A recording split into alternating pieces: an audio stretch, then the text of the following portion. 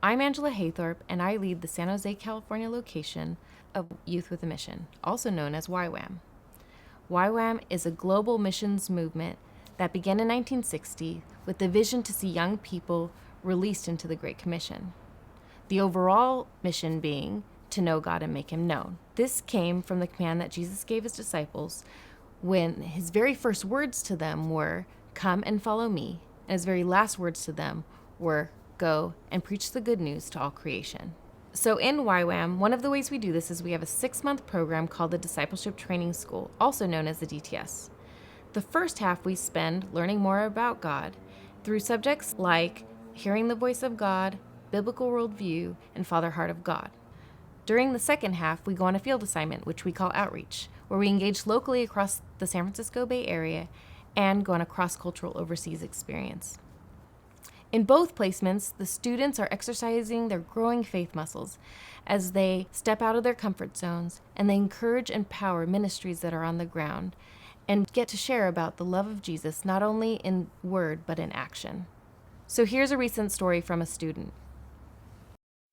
For the DTS, we run a program for the neighborhood kids called U Street, where we invite the neighborhood kids to come partake in sports or dramas or arts or making food, a variety of different things the kids can join in. So Luke, another DTS student, and myself, we ran the sports team, and we had about five youth on our team. Just recently we heard from the mother of the two boys that were on our team that their behavior improved significantly at school and at the home. And the first time these two boys had come to U Street, they'd been quite aggressive. Oftentimes the things that they would share, the things that they would speak to us and to others would be demeaning. And in sports team, before we would do drills or before we would shoot around or anything, we would openly share about the good things we saw in one another. We'd also make it a priority every week to pray for the boys